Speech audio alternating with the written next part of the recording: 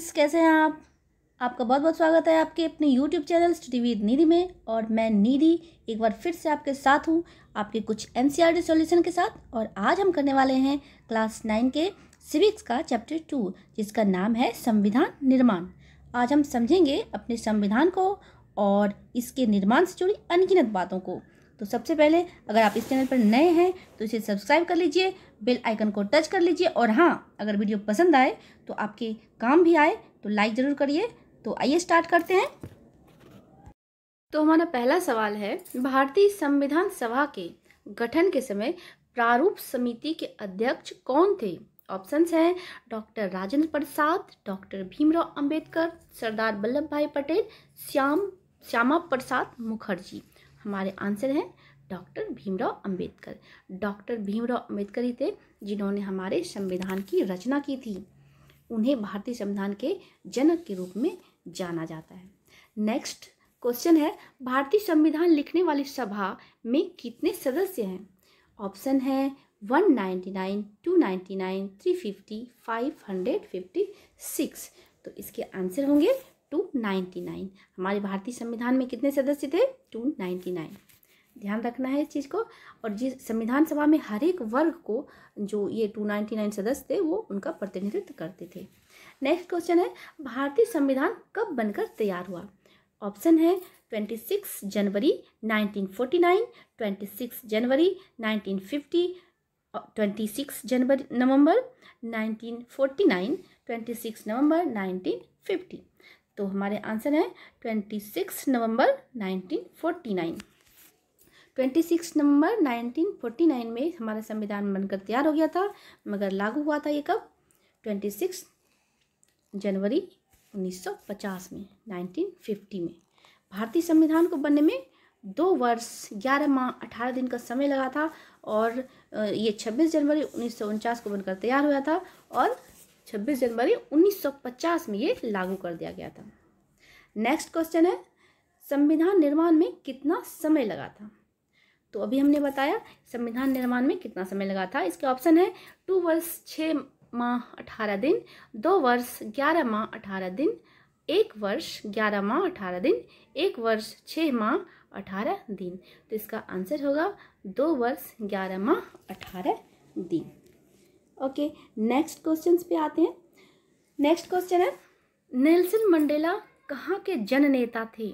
Option है दक्षिण Africa, रूस, अमेरिका, भारत। तो नेल्सन मंडेला जो थे दक्षिण अफ्रीका के जननेता थे।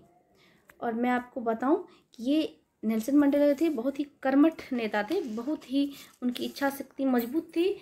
उन्होंने 1964 में रंग भेद के खिलाफ ना अपनी जो विरोध यात्रा थी वो स्टार्ट किया था। 28 वर्षों तक उन्हें दक्षिण अफ्रीका के सबसे भयानक जेल में रॉबिन द्वीप पे रखा गया था। 28 वर्ष जेल में, कारागार में अत्यंत यातना झेलने के बाद जब वे जेल से बाहर आए तो उन्होंने राष्ट्रपति का पदभार संभाला था। हमारा अगला सवाल है, दक्षिण अफ्रीका गणतंत्र कब घोषित हुआ? 26 अप्रैल 1994, 26 जनवरी 1994, 26 अप्रैल 1993, 15 अगस्त 1994। तो इसका राइट आंसर होगा 26 अप्रैल 1994। रंग भेद की नीति के खिलाफ जो है ना 1964 में नेल्सन मंडेला के द्वारा संघर्ष चालू किया गया था, उन्होंने शुरू किया था। और ये संघर्ष 1994 तक चला। उसके बाद जो है दक्षिण अफ्रीका एक गणतंत्र घोषित हुआ।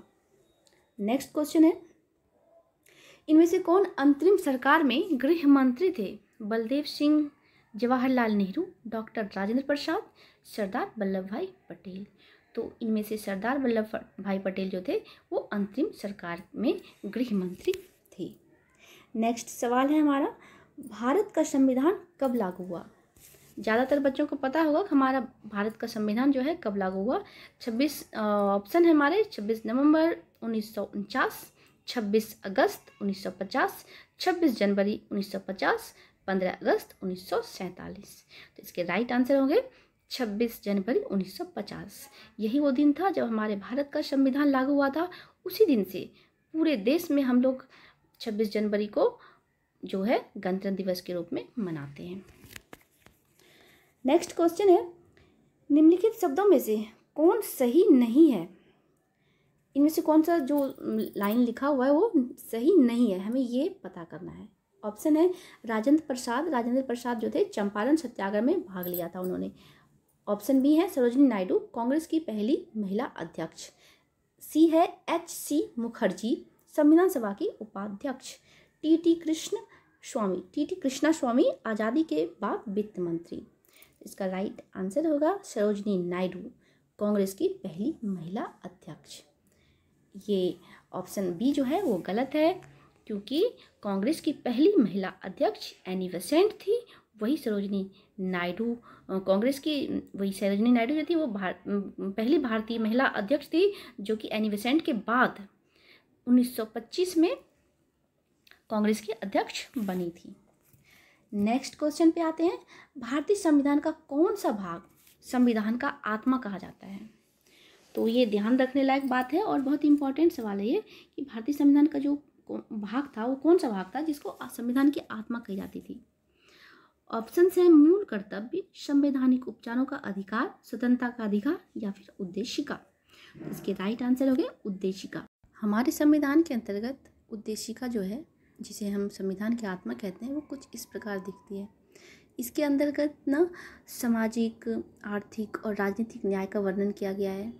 हम नागरिकों को जितनी भी स्वतंत्रता प्राप्त है वो 5 होते हैं, 5 होते हैं। ये ध्यान रखना है कि हमें 5 तरह की स्वतंत्रता प्राप्त है हमारे संविधान के अनुसार।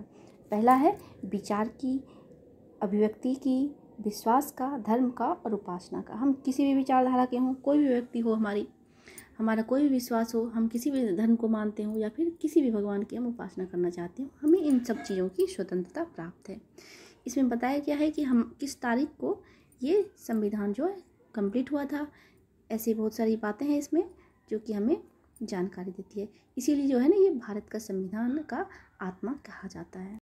11वां सवाल है, भारत के संविधान निर्माताओं के विचार निम्न में से इसमें दिखाई पड़ता है।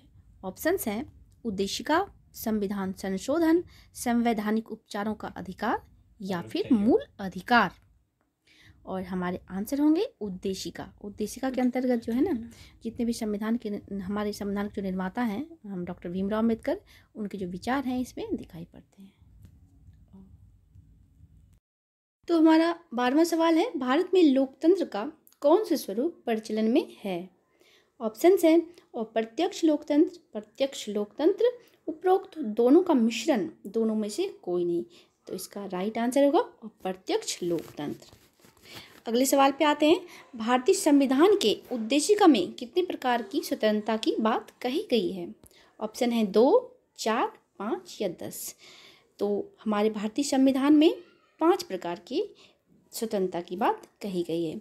भारत की संविधान के प्रस्तावना में विचार, अभिव्यक्ति, विश्वास, धर्म और उपासना की स्वतंत्रता की बात कही गई है। भारत के संविधान की उद्देशिका में कितने प्रकार के न्याय की बात कही गई है? तो हमारे भारतीय संविधान के जो उद्देशिका है उसमें 3 प्रकार के न्याय की बात कही गई है। संविधान के प्रस्तावना में सामाजिक, आर्थिक और राजनीतिक न्याय की बात कही गई है। नेक्स्ट क्वेश्चन है, निम्न में से कौन भारत के संदर्भ में धर्मनिरपेक्षता शब्द का सही भाव व्यक्त करता है? पहला है भारत में अनेक धर्म है, भारतीयों को धार्मिक स्वतंत्रता प्राप्त है, धर्म अनुपालन व्यक्ति की इच्छा पर निर्भर है, अथवा भारत में राज्य का कोई धर्म नहीं है। तो इसका राइट आंसर होगा भारत में राज्य का कोई धर्म नहीं है। सब अपने अपने धर्म को मानने के लिए आज़ाद हैं। जो हिंदू हैं वो हिंदू धर्म को मानते हैं, जो मुस्लिम हैं वो मुस्लिम धर्म को मानते हैं, सिख अपने धर्म को मानते हैं। किसी को भी कोई रोक टोक नहीं है। हमें धर्म की आज़ादी है, किसी भी धर्म को मानने को, इसी को धर्मनिरपेक्ष कहा जाता है। नेक्स्ट सवाल है हमारा, प्रस्तावना में स्वतंत्रता, समानता और बंधुत्व शब्द किस देश के संविधान से लिए गए हैं? फ्रांस से, जापान से, संयुक्त राज्य अमेरिका से या फिर दक्षिण अफ्रीका से? तो हमारे प्रस्तावना में जो है स्वतंत्रता, समानता और बंधुत्व शब्द जो है वो फ्रांस के संविधान से लिए गए हैं। भारत के संविधान में विश्व के कई देशों जैसे ब्रिटेन, संयुक्त राज्य अमेरिका, कनाडा, आयरलैंड, दक्षिण Africa, France, Australia, Germany, Japan, रूस आदि देशों से कुछ महत्वपूर्ण भागों को लिया गया है। इन सब को संयुक्त करके एक परफेक्ट जो है संविधान तैयार किया गया। ओके, फिर से मिलते हैं नेक्स्ट वीडियो में, तब तक के लिए धन्यवाद। Thanks for watching, bye bye.